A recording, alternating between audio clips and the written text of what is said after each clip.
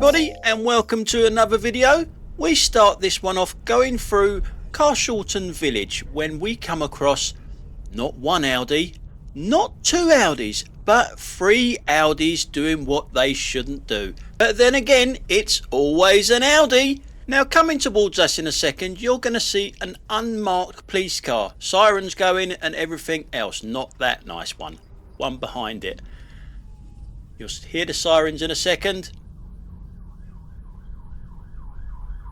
Now the Audi to the right hand side now, I think I would have waited just to make sure that there wasn't another one behind that, but no, it's going to come out there and block the road. Yeah, good bit of driving that. Now we're looking at the Audi behind it. He's pulling out. Guess what's in his hand? Yes, a mobile phone. Guess what's in his other hand? A walkie-talkie. Yes, he's chatting on a walkie-talkie, so I'm guessing he's a policeman as well in an unmarked vehicle.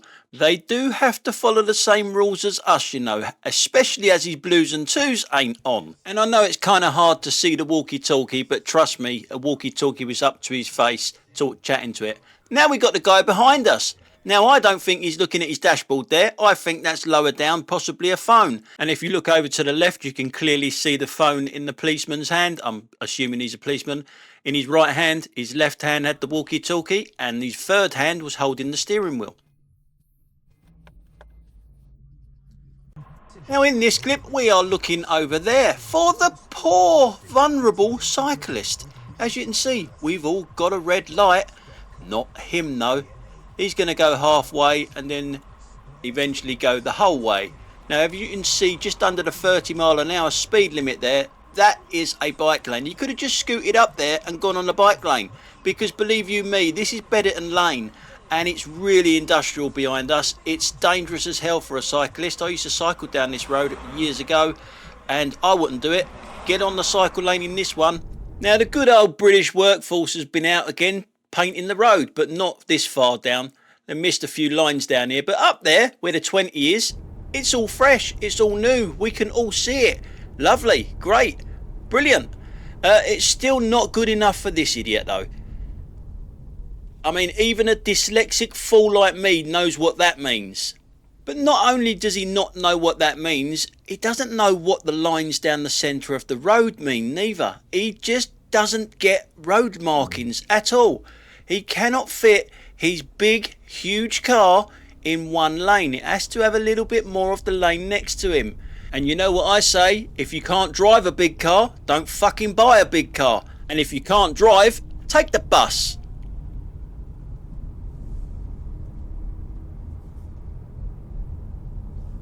Now you can see what was in front of me there. There was a lot of cars in front of me. So, you know, we're going nowhere. It's 20 miles an hour, but look how fast this idiot catches me up.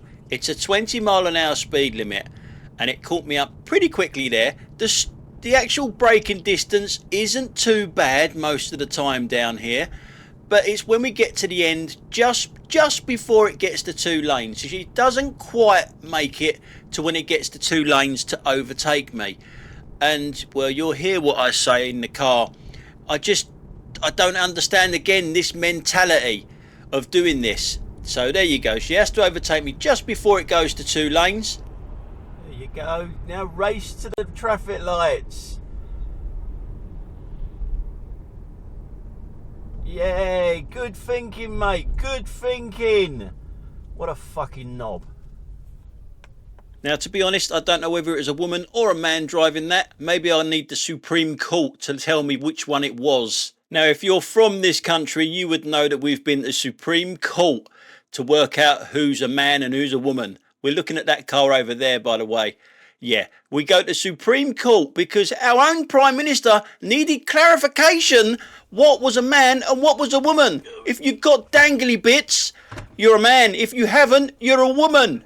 I've got to say, when our Prime Minister said we needed clarification on that, I threw my slippers at the telly. We drive on the other side of the road, mate. And that was a no entry that you've just come through. You know that. Now that car does know that. I've seen that car do that before at this junction. You can get down this road, obviously, because I've come down it the other way. You turn right at the lights and not left. And he's turned into this road that is clearly marked up a no entry. He just works down there and just lays it. It's a teeny little bit quicker the way he did it. Now, roads are not that hard to understand, are they? The big bit here is for vehicles. The bit to my left is for cyclists. It's not big enough for cyclists, but that's for cyclists. And the other bit next to it on the left is for vulnerable pedestrians. The same coming the opposite way. There's a vulnerable pedestrian. Prefers to walk in the cycle lane. Why? It ain't as if there's a lot of drop curbs there, is there? You know, that go up and down. Why are you walking in the road? Poor vulnerable pedestrian. Now, here's the thing. I know you probably think I'll leave him alone.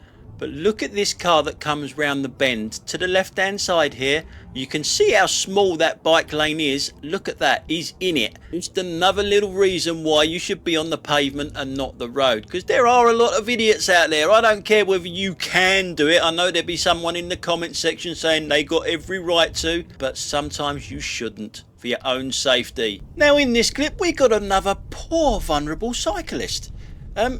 Trouble is, he's old enough to know better. He's actually thinning on top. He's got a big beard and he's thinning on top. What are you doing? I mean, really? You're old enough to know better. Now in this next clip, how many of you would this drive absolutely mad? I'm dropping a customer off. They take their seatbelt off too early. Now listen to this. Oh, we're also seeing Audi that mounts the pavement going around this roundabout.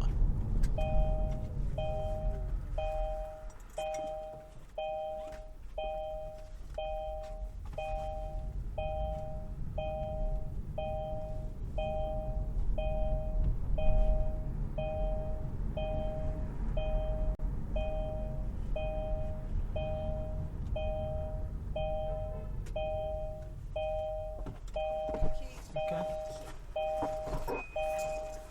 Have a good day.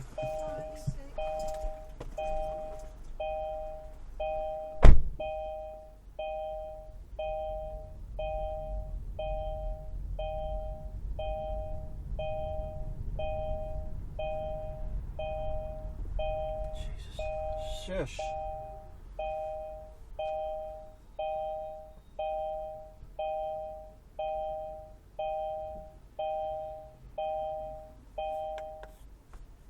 Yes, that, ladies and gentlemen, is the Kia e-Niro. Drives you absolutely bonkers all day long, I can tell you. And they opened the door before I was even bloody stopped.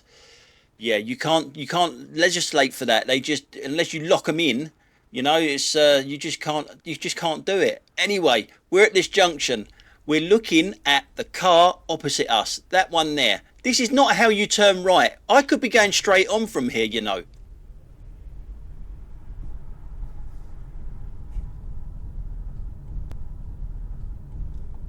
That the way you turn right, is it? Jesus fuck's sake. Now, can you spot the people that do not want the outside lane, the lane to our left as we're looking at it? There's two lanes here. We are going straight on. Notice the person behind me on the phone. Head down, eyebrows coming up and down, up and down. If you're going to be on your phone, trim them fucking eyebrows. That VW definitely doesn't want that lane. You can tell by the speed. I could tell by this van, being a van, it doesn't want the outside lane. I know the bike doesn't want the outside lane because it's pulled in here behind me.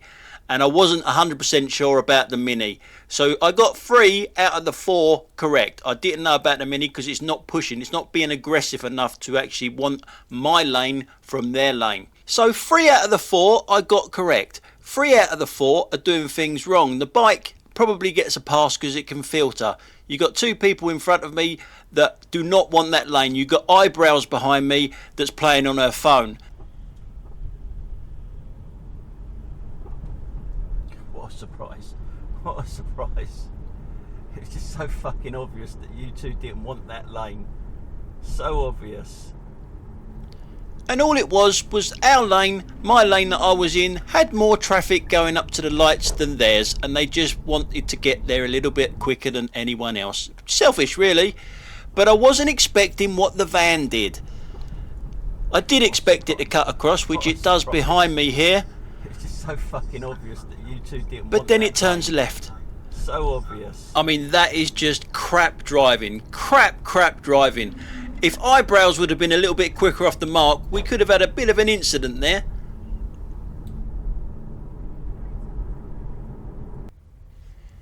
Now in this clip, I've got to say I had no idea what to do here. I really didn't know what to do.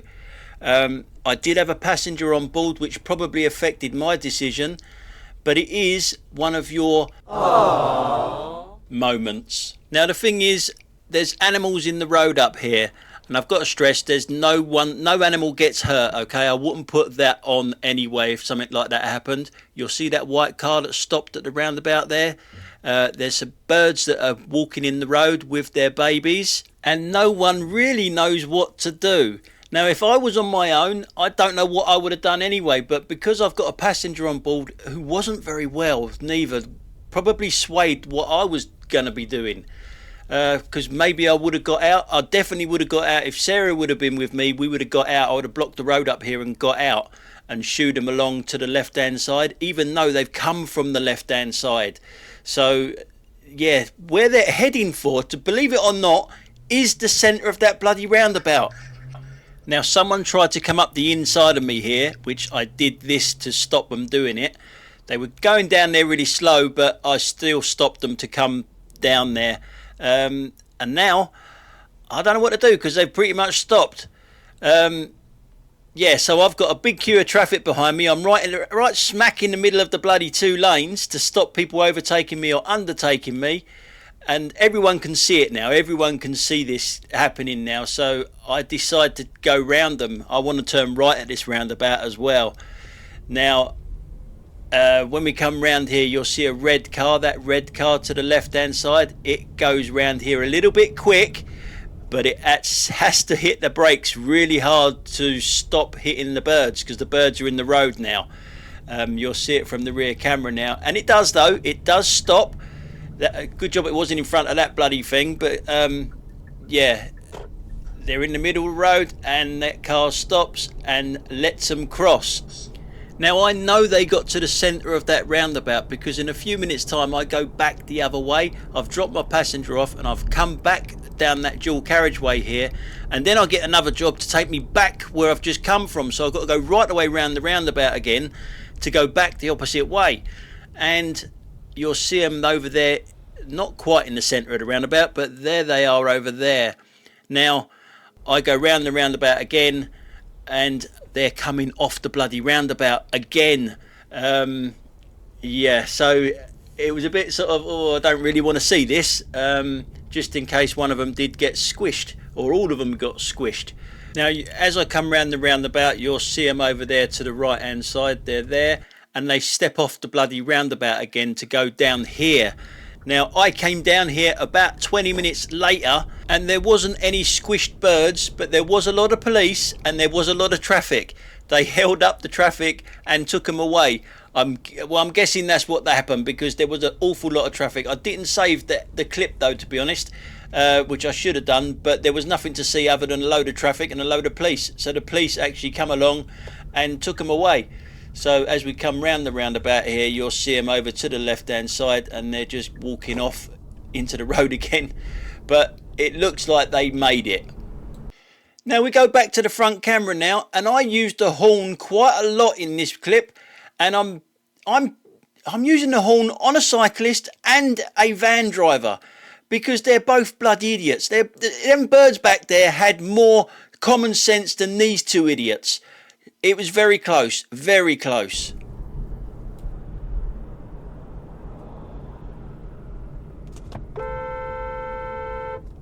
Now I was using the horn to warn the van driver in case he hadn't seen him, because the van driver was going so fast. It's only 40 down here, God knows how fast he was going, and the bike just pulled out in front of him. But look at the bike now. That's not a right turn. That's a right turn coming out of that road. See the arrow? It's a big giveaway where you should be turning right. He's riding on the wrong side of the road. So he's pulled right across a van there, almost got himself killed, and then just rides down the wrong side of the road. What an absolute div. Now in this clip we got another poor vulnerable cyclist. Yeah, another poor vulnerable cyclist. It always amazes me that these people control their bike. They got the time to look at their mobile phone, but if you ask them to stick their right arm out to indicate, to let us know where you're turning right, and they can't bloody do it. Funny that, isn't it?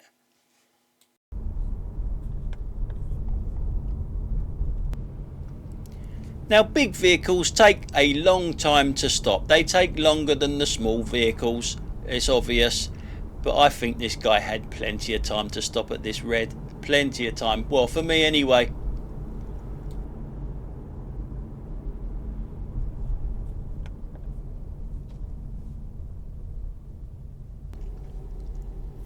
Now, I have a question in this one. How do you report a dumped car? Or is it dumped? How do you know it's dumped when the person has taken off the number plates? It's done deliberately, so you can't put the number plates down in one of these database things or whatever. But that there has been done deliberately, taking that off there. It looks a little bit dumped, and maybe they're working on it or something like that. But it's parked on the road, which is not legal really to park a dump thing like that there. But how do you report something like that with no number plate on it?